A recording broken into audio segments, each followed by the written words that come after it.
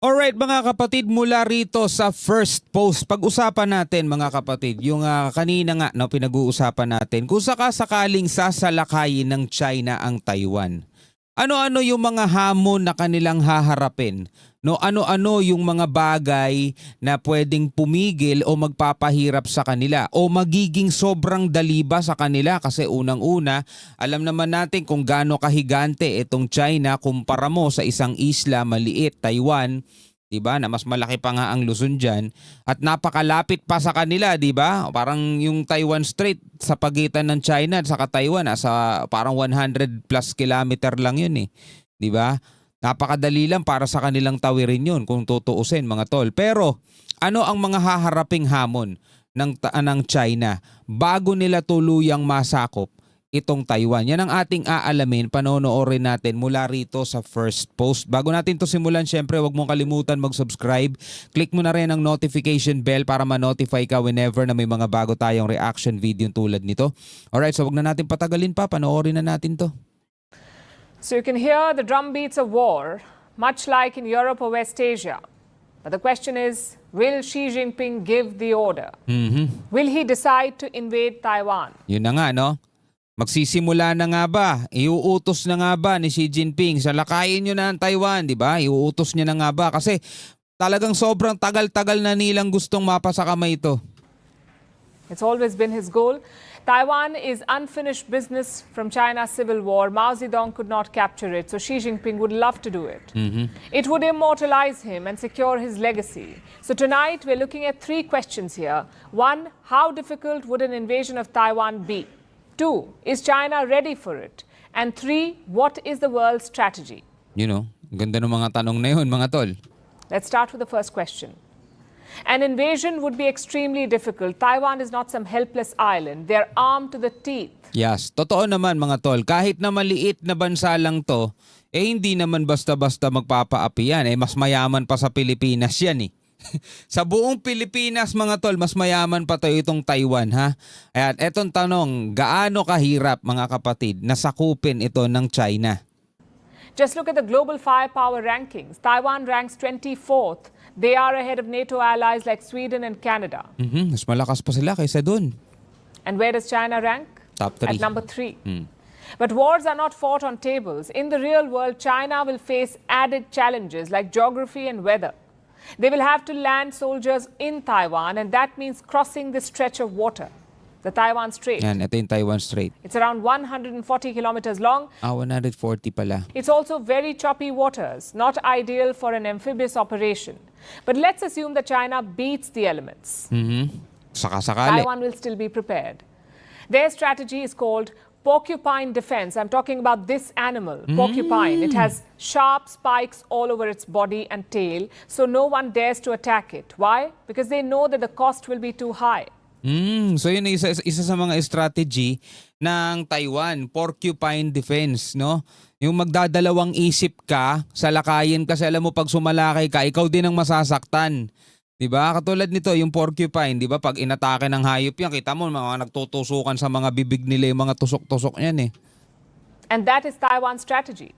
They have invested a lot in defense. Under the last president, defense spending increased by 5% every year. Grabe. As a share of GDP, it's 2.5%. They Nakakaingit naman yan. Sa kanila, nag-i-increase ng 5% every year. Tayo, nagbabawas pa. spend 2.5% of their GDP on defense. We're talking about a variety of defensive weapons like anti-ship missiles, naval mines, landing spikes, and mobile missile launchers. Ito yung But again, porcupine. let's assume that China beats all of this. Okay, kung sakaling malagpasan pa ulit ng China yan, ano naman ang susunod na naghihintay sa kanila? They land on Taiwan shores. Then once more, they would face geography. Taiwan has a lot of rugged mountains. O, akyatin nyo ngayon yan. Kung sakaling malagpasan pa rin nila yung pangalawang problema, di ba yung unang problema nila yung dagat. It's a choppy water daw, hindi daw bagay yan para sa mga amphibious, yung mga sinasakyan ng mga sundalo. Tapos meron silang mga defense na parang porcupine defense.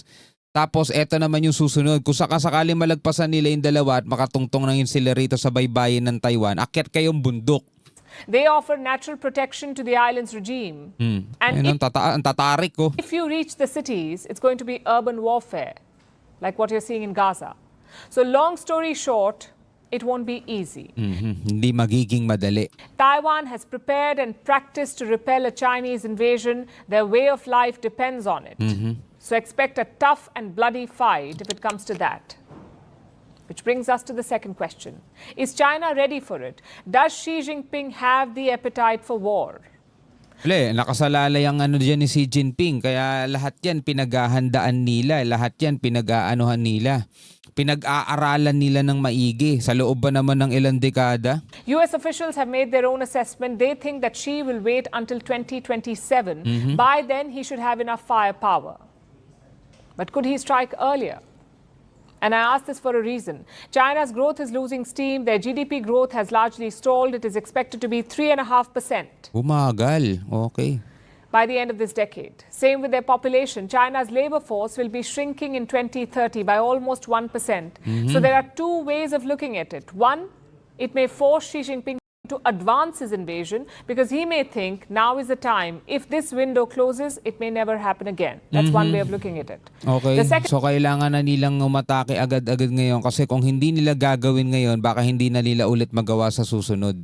time, if this window closes, it may never happen again. That's one way of looking at it.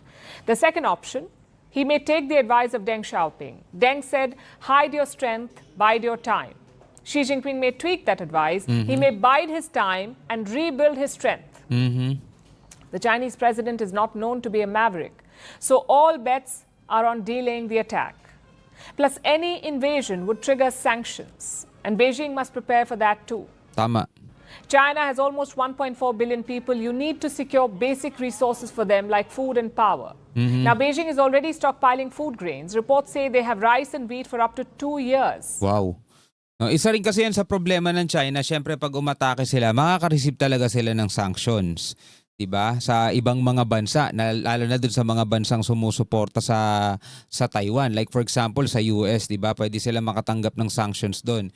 So, does China have enough food to go to war? No, isa pa yan, pagkain syempre ng kanilang mga sundalo at saka nung kanilang mismong mga mamamayan dahil sobrang laki ng populasyon yan mga tol. Kung di ako nagkakamali, nasa 1.4 billion, billion ang populasyon yan. Kung tayo nasa 110 million, diba? Di i-times ano mo pa yun? I-times 14 mo pa yun o i-times 10 mo pa. Diba? Ganun karami yung tao sa kanila kailangan din nilang mapakain. China has enough wheat and rice reserves to feed its population for up to 2 years, 2 taon. But energy is a bit tricky. Most of China's fuel and gas comes from friendly nations like Russia and Saudi Arabia. But they're transported in shipping tankers that can be cut off. So China is... Yun lang. Kasi kapag magkakaroon ng gera dyan, syempre mapipigil din yung pagdaan ng mga tanker na yan. Di ba? Hindi dadaan yan. Bakbakan dun eh. But they're transported in shipping tankers that can be cut off. So China is working on a solution for that. Their Belt and Road project is trying to link West Asia via land. They're also building gas pipelines from Russia. Aba ka talaga, tingnan mo na nga naman, no? So China needs to tick a lot of boxes here before they invade. So kailangan talaga nilang paghandaan maigi, no? They will get one chance at this. Which brings us to the final question. What is the world strategy?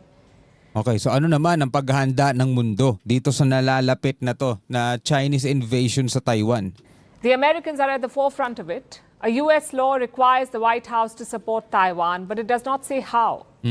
Is it by deploying soldiers, or giving weapons, or simply offering political support?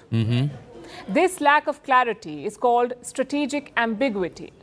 Tama, para hindi alam ng kalaban mo kung anong klaseng suporta yung ibibigay mo. Pero knowing Amerika mga tol, 'di ba? Mga warlord tong mga 'to eh, 'di ba? Mahilig sa gera 'to eh.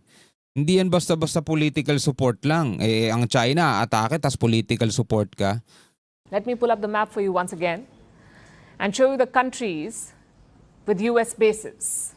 You have the Philippines, you have Japan, South Korea, and Guam. There are thousands of US soldiers stationed in these bases. And not to mention lots of firepower. So if China invades, the US will be close by either to intervene directly or to run support operations. Nakaposisyon na agad. And that's the military side of things. But frankly, the US alone won't be enough. We're talking about a very important region. Taiwan supplies 90% of the most advanced semiconductors to the world. 90%. Ito yung sinasabi natin nung nakaraang video natin na dito kasi nanggagaling ito eh. Yung Taiwan ang nagpo-produce nitong advanced microchip na yan. The waters around it are also crucial. It carries around 21% of global trade. So trouble in Taiwan is trouble for the whole world. Tama. Yet most countries don't seem bothered. We've seen a lot of activism for Palestine. But we haven't seen the same for Taiwan. They don't Oo nga, mas marami pa tayong nakikitang mga nag-aano dun sa no, sa Palestine kaysa rito sa Taiwan. Kahit na kapag ka nagkaroon ng kaguluhan dito sa Taiwan, apektado buong mundo.